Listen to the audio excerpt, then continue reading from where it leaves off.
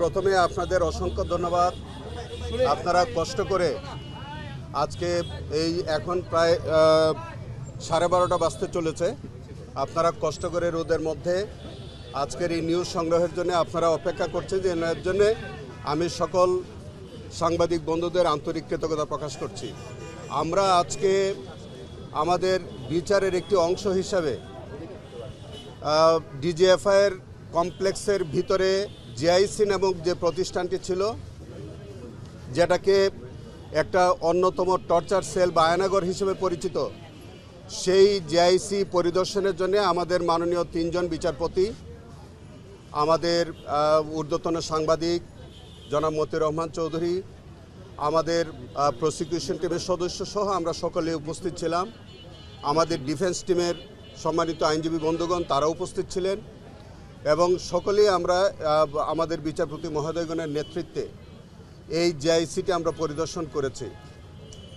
সেটা পরিদর্শন করতে গিয়ে যে বিষয়টি দেখা হয়েছে সেটা হচ্ছে যে এই জিআইসি নামক যে প্রতিষ্ঠানটি, এইটি ছিল মানুষকে ধরে এনে সেখানে বন্দি করে রেখে তাদের উপরে যে অত্যাচার এবং নির্যাতনের যে একটা সেল, যেটা পরবর্তীতে সর্বজন পরিচিত আয়নাগর হিসেবে পরিচিতি পেয়েছে।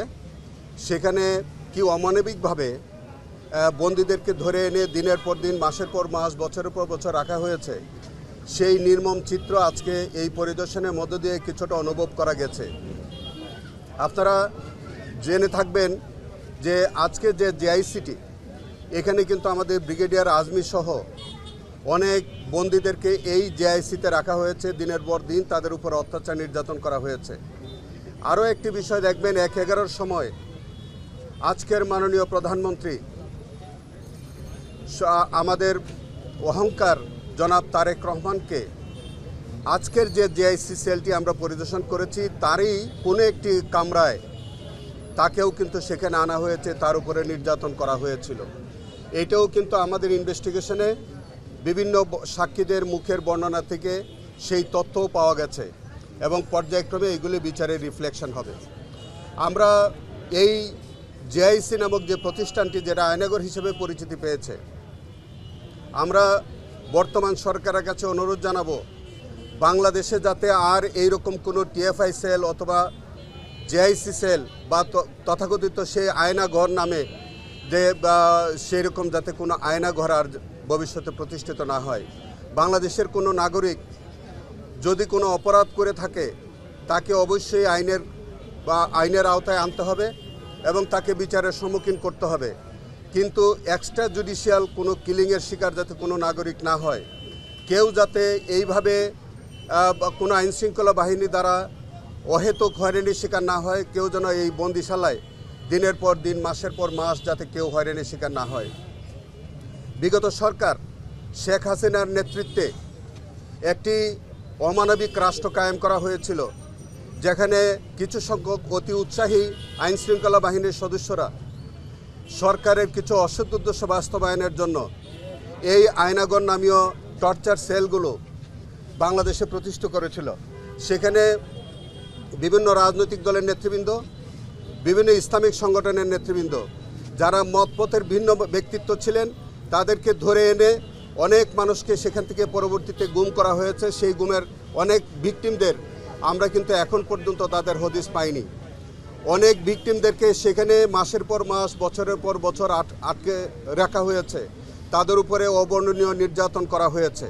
আপনারা ইতিমধ্যে জানবেন যে এই টিএফআই এবং জিআইসি সেলের সম্পৃক্ত যেসব কর্মকর্তারা ছিল তাদের অনেকেই বিচারের আওতায় আনা হয়েছে এবং তাদের বিচার চলছে এবং ভবিষ্যতেও যাদের সংশ্লিষ্টতা এইভাবে পাওয়া যাবে তাদেরকেও এই যে অমানবিক ঘটনার জন্য বিচারের সম্মুখীন করা হবে। ধন্যবাদ। আমরা র্যাব ওয়ানে যেটা দেখেছি, এখানে অসংখ্য দেয়াল তুলে এগুলোকে তথ্য আড়াল করার চেষ্টা করেছে, আপনারা পরে ভেঙে সেটা উদ্ধার করেছেন। জিআইসিতে এরকম ঘটনা ঘটেছিল। হ্যাঁ, সেটা আমি আপনাকে বলি যে আপনারা দেখেছেন বা অনেকে আমাদের সাথে যারা গেছেন দেখেছেন, সেখানে প্লাস্টারে অনেক সময় পরে, এই ঘটনার পরে 5ই আগস্টের পরে নতুন করে পেইন্ট করে দেওয়া হয়েছে। অনেক জায়গায় সিমেন্ট দিয়ে এবড়ো তেবড়ো করে ওয়ালগুলো বা আগের যে অবস্থাটা সেটা নষ্ট করে দেওয়া হয়েছে। কারণ হচ্ছে যে তারা কিছু অনেক বন্দিরা তারা লিখে রাখতো, যেমন আমাদের হুম্মুম কাদের চৌধুরী, তাকেও কিন্তু এই জেআইসি সেলে বন্দি করে রাখা হয়েছিল। তিনি কতদিন বন্দি ছিলেন তার নিজের হাতের একটা লেখা ছিল, এবং HQ বা চি নামে একটা প্রতীকী ব্যাপার ছিল, সেটি কিন্তু তারা সাদা রং করে প্লাস্টার করে দিয়েছে।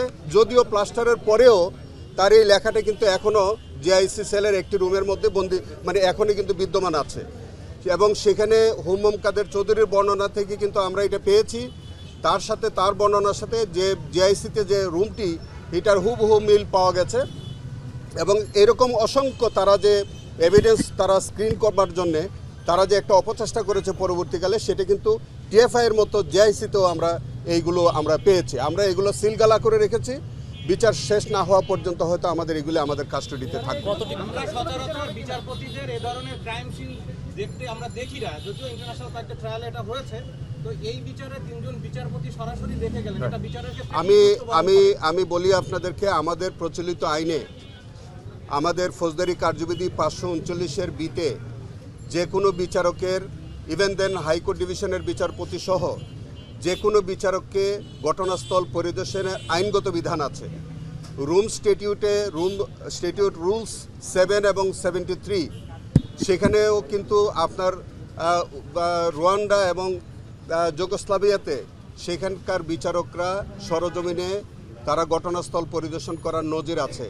অনেকগুলো কেসগুলোতে আমরা পেয়েছি যে সেখানে যে বিচারগুলো হয়েছে রুম স্ট্যাটিউটের আওতায়, সেখানে তারা বিচারপতিগণ সরজমিনে ঘটনাস্থল পরিদর্শন করেন। আজকে যেভাবে আমরা পরিদর্শন করেছি সেইভাবে স্বচ্ছতার স্বার্থে এবং নিরপেক্ষ এবং আন্তর্জাতিক মান সম্পন্ন একটি বিচার প্রক্রিয়ার জন্যই এই পরিদর্শনের ব্যবস্থা করা হয়। আমরা কাগজে কলমে সাক্ষীর মুখ থেকে মৌখিক সাক্ষীর ভিত্তিতে আমরা বলছি যে সেখানে আয়নাঘর ছিল অথবা টর্চার সেল ছিল, কিন্তু আজকে মাননীয় বিচারপতি মহোদয়গণ সরজমিনে এই টর্চার সেলের বাস্তব চিত্র তারা দেখে গেছেন, এবং সেটি অবশ্যই ন্যায় বিচারের জন্য অত্যন্ত সহায়ক ভূমিকা পালন করে। আরেকটা বিষয় হলো যে যারা পর্যবেক্ষণ করেছেন, ডিফেন্সের আইনজীবীরাও ছিলেন, তারা বলছেন যে জবানবন্দিতে যেসব কথাগুলো উঠে এসেছে অনেক সময় অনেক রুমে সেইগুলো তারা সেইভাবে দেখতে পাচ্ছেন না। এটা কেন? আচ্ছা দেখেন, আমাদের ডিফেন্স বন্ধুরা আমাদের শেখ হাসিনার ভাষায় কথা বলেন। শেখ হাসিনা যখন যেমন মন চায় সেইভাবে কথা বলেন। তাদেরই প্রতিনিধি হিসেবে আমাদের ডিফেন্সের বন্ধুরাও একই ভাষায় একই রকম করে বিভ্রান্তিমূলক কথা বলেন।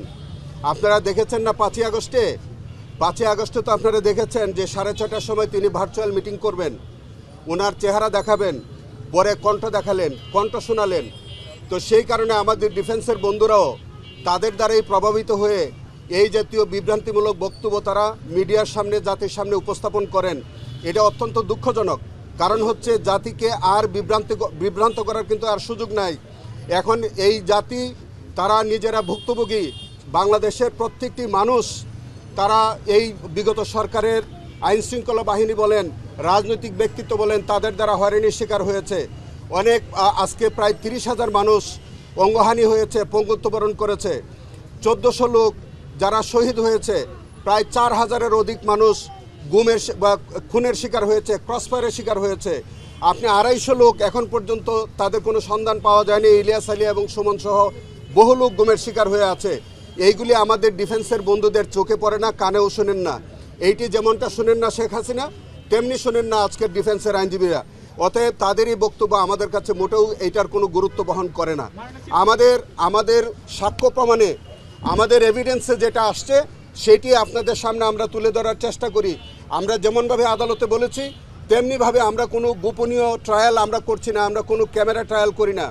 আমরা যে ট্রায়ালটা করছি এটা অত্যন্ত স্বচ্ছতার সাথে সারা পৃথিবীর মানুষ আমাদের এই ট্রায়াল দেখছে, এবং আন্তর্জাতিক মানের আমার মনে হয় বাংলাদেশ পৃথিবীতে একটা নজির হয়ে থাকবে যে এর চেয়ার স্বচ্ছ এবং আন্তর্জাতিক মানের বিচার আমার মনে হয় পৃথিবীতে অন্তত বাংলাদেশ করে দেখাই দিচ্ছে। আমার একটি প্রশ্ন, আপনি এর আগে র্যাবের যেটা আয়নাঘর সেটা দেখেছেন, আজকে দেখলেন হলো ডিজে পায়ের। দুইটি আয়নাঘরের মধ্যে কোনটি বেশি অমানবিক আপনার কাছে মনে হয়? আপনার 4টা আয়নাঘর। সবচেয়ে ভয়াবহ হচ্ছে টিএফআই, যেটা আমরা এর আগে দেখেছি। এখানে আমরা মনে হচ্ছে যে শ্রেণীভেদে কিছু কিছু বন্দীদেরকে তারা ক্লাসিফাই করেছে এবং সেখানে এখানেও অমানবিক, আজকে জিআইসি যেটা এটাও অমানবিক হয়েছে। কারণ একটা মানুষকে যখন আপনি দিনের পর দিন বন্দি করে রাখবেন, একটা মানুষকে যখন আপনি পরিবার থেকে বিচ্ছিন্ন করে রাখবেন, আইনের সহায়তা লাভ থেকে যখন তাকে বঞ্চিত করবেন, এটা সবটাই কিন্তু ক্রাইমস এগেনস্ট হিউম্যানিটি। অতএব আপনাকে কোন সেলে কিভাবে রাখলো তার চেয়ে বড় কথা হচ্ছে যে আপনি কতদিন রাখলেন, কি প্রক্রিয়া রাখলেন। একটা নাগরিককে যখন আপনি আইন থেকে বঞ্চিত করছেন, তার পরিবার থেকে বঞ্চিত করছেন, লিগ্যাল ডিফেন্স থেকে যখন বঞ্চিত করছেন, এইটাই হচ্ছে ক্রাইমস এগেনস্ট হিউম্যানিটি। কোথায় রাখলেন, দাঁড় করায় রাখলেন নাকি শুয়ায় রাখলেন, এটা তো ইম্পর্টেন্ট জিনিস না। ইম্পর্টেন্ট জিনিস হচ্ছে যে আপনি কোথায় কিভাবে কতদিন পর্যন্ত একটা নাগরিককে আপনি আটকে রাখলেন, তার স্বাধীনতা, তার ব্যক্তিগত স্বাধীনতা হরণ করে। একটা জিনিস আপনাদেরকে বুঝতে হবে, আজকের যে জিআইসিটা আপনি দেখেছেন সেখানেও কিন্তু দেখবেন যে তাদেরকে যাতে তাদের সাউন্ড প্রুফ থাকে, রুমটা যাতে সাউন্ড প্রুফ থাকে, যাতে তাদের কোনো কান্নার আওয়াজ যাতে বাইরে যেতে না পারে, সেই কারণে তাদের এক্সজস্ট ফ্যান, ভারী এক্সজস্ট ফ্যান এবং কোনো জানালা নাই, দরজা নাই, কিচ্ছু নাই, এরকম একটি প্রকোষ্ঠের মধ্যে, অন্ধকার প্রকোষ্ঠের মধ্যে তাদেরকে রাখা হয়েছে। তো সেইটি কোনটি কত বড়, কোনটি কত ছোট, তার চেয়ে সবচেয়ে বড় কথা হচ্ছে যে আপনি বাংলাদেশের একজন নাগরিককে এইভাবে দিনের পর দিন, মাসের পর মাস আটকে রাখতে পারেন না। দেশে আইনের প্রচলিত আইন অনুযায়ী আপনাকে 24 ঘন্টার বেশি একটা নাগরিককে কোনো আইনশৃঙ্খলা রক্ষাকারী বাহিনী আটকে রাখতে পারে না। আপনি যখন দিনের পর দিন, মাসের পর মাস, বছরের পর বছর কোনো নাগরিককে আটকে রাখবেন, অতএব সেই বিষয়ে আর কোনো যুক্তি আপনার চলে না। আপনি এই ব্যাখ্যা আপনাকে তৎকালীন সরকার প্রধান শেখ হাসিনা সহ যারা তৎকালীন রাষ্ট্র পরিচালনা করেছে প্রত্যেক নাগরিককে তাদেরকে এটার জবাব দিতে হবে। কী কারণে এই নাগরিককে আপনি আটকে রেখেছিলেন, কী কারণে আপনার জন্য এই আয়নাগরের প্রয়োজন হয়েছিল, এই ব্যাখ্যা কিন্তু তারা দিতে হবে। এই ব্যাখ্যা কিন্তু প্রসিকিউশন দেবে না। আমিন ভাই, আপনি টিএফআইসের আজকের যে জয়েন্ট ইন্টারভিউ এগুলো দেখেছেন, র্যাবেরটা আপনি দেখেছেন, আয়নাঘর নিয়ে অনেক কথাবার্তা আসছে কিছু বন্দিশালা নিয়ে। আমার প্রশ্ন হলো, যেহেতু আপনি ঘুরে দেখেছেন, এখানে বন্দিশালা মানে রুমের সংখ্যা কতগুলো ছিল যে তারা পার্টিশন করে বিভিন্ন কিছু, আপনি আজকে যে জিআইসিতে সংখ্যাটা কত ছিল? আজকে জিআইসিতে ছিল 26টা, টিএফআই ছেলে ছিল 22টা, সরি টিএফআই ছিল 29টা, আজকে ছিল 26টা। আর আরও কিন্তু দুইটি আইনগর আছে, একটা হচ্ছে র্যাব 2-তে যেখানে আপনার ইলেকট্রিক চেয়ার বসানো হয়েছিল নির্যাতন করার জন্যে, সেটা আমরা এখনও পরিদর্শনে যাইনি।